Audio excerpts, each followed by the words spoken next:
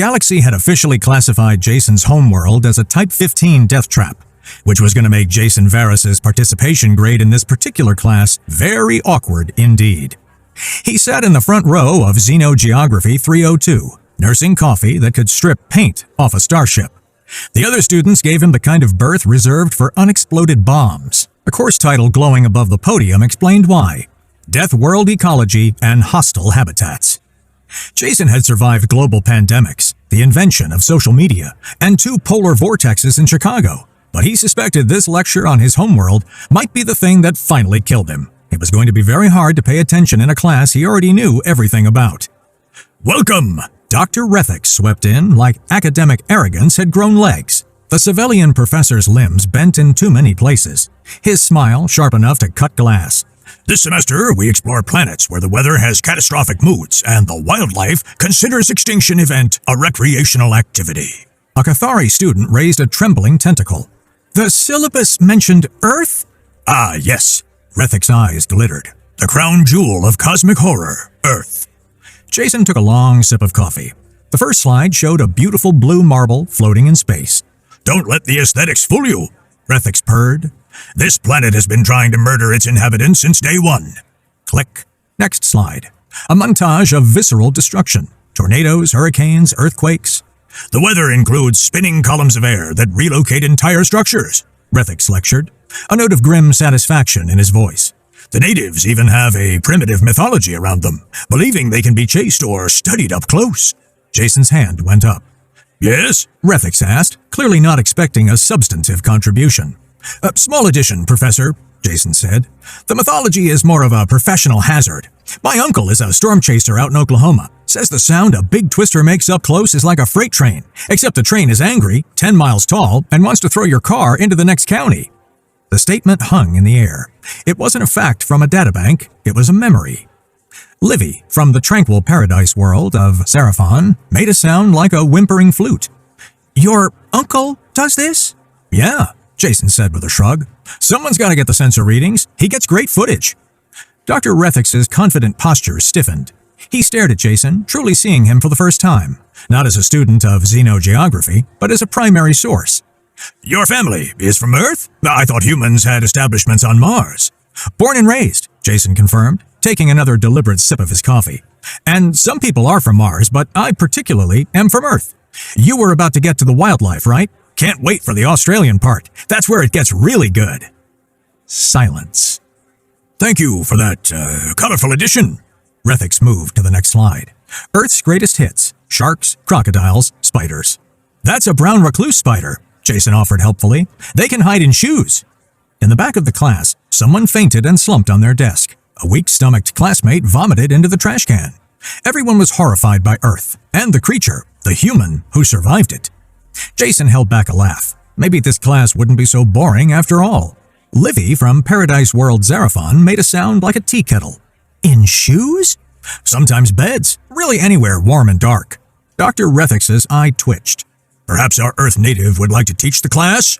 "Nah, you're doing great. Please continue terrifying everyone." The professor's smile was sharp and ruthless. "Let's discuss Earth's apex predator. No natural armor, no claws, no venom. Their young take over a decade to become even somewhat self-sufficient. By all rights, they should have been an evolutionary footnote." New slide, early humans. "Instead, they become dominant through persistence hunting, pack bonding with other predators, and looking at fire, and thinking, I can work with this." Blaine, whose family owned 3 moons, scoffed. "No species could be that adaptable." Jason smiled for the first time. It wasn't reassuring. "We domesticated wolves by sharing food with the ones too lazy to hunt. Now they sleep in our beds and wear little sweaters. We selectively bred them to come into different shapes, sizes, colors, you name it." "You weaponized pack bonding?" Mix, the empath from Neural 9, looked horrified and fascinated. "We weaponized everything. Bacteria, antibiotics, and biological warfare. Math, economics, and encryption. Give a human a rock. They'll find 4 ways to use it, 3 probably violent." Week 3. The class had developed a routine. Rethix presented horrors, Jason made them worse, everyone questioned their life choices. "Today," Rethix announced, showing a bright blue frog. We discuss toxins. This poison dart frog's skin contains enough batrachotoxin to kill 10 adult humans, and yet they lick it for hallucinations. Jason's hand went up. Actually, it's supposed to be a toad. Indigenous peoples used to lick them for the hallucinations. Your people licked poisonous frogs on purpose? Blaine cracked. Toads, but yeah, humans will lick anything once. We have an entire industry based on fermenting things until they're poisoned, then drinking them for fun. We call it alcohol. Why? Livy looked faint. Boredom, mostly.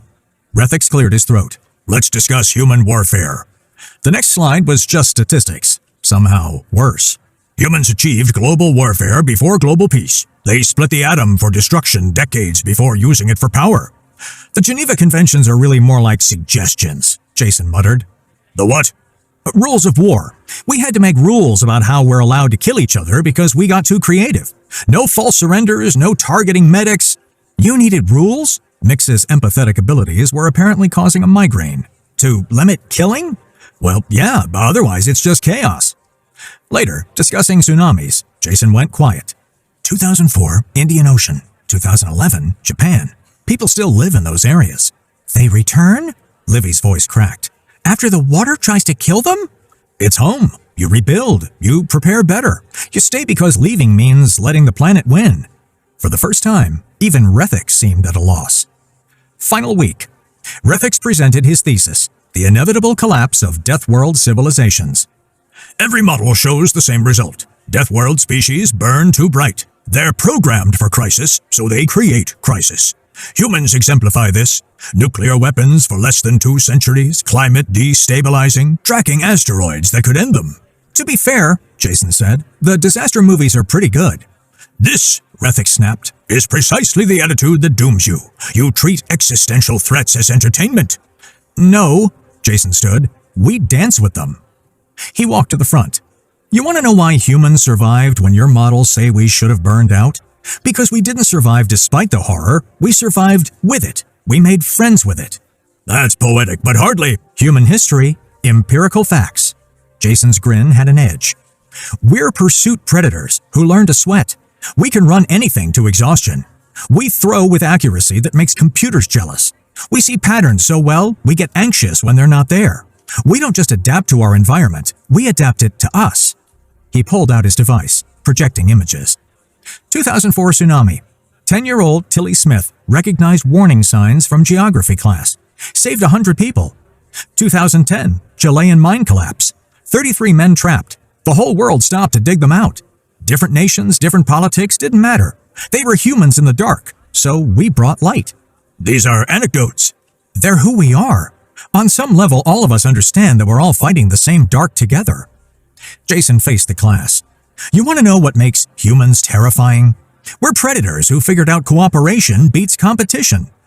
Your wars, Livy protested. Yeah, we're capable of terrible things. Any Deathworld survivor has to be, but we learn. We've improved so much, all because we're ultimately a hopeful species. We went from permanent warfare to a united planet in under 10,000 years. He showed one final image, Earth rising over the lunar horizon. 1968. We went to explore space and discovered Earth. Yep, our own planet we came from. We went to explore the moon, and the most important thing that we saw was Earth.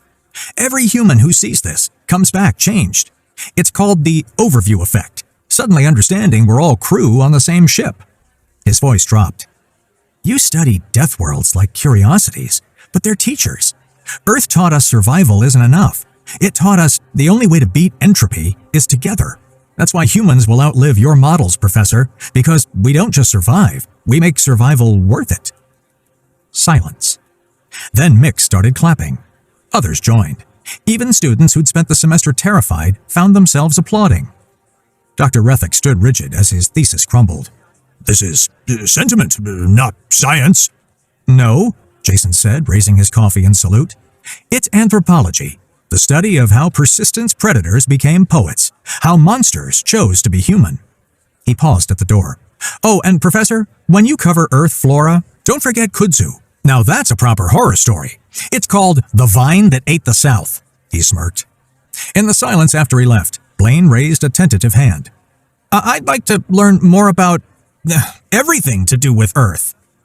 And that's how Xenogeography 302 became the most requested class at the university, taught by a human who treated existential terror like morning coffee, and somehow made the galaxy want to be more like Earth's children, the ones who looked at a universe trying to kill them and said, "Thanks for the lessons. Now watch what we do with them."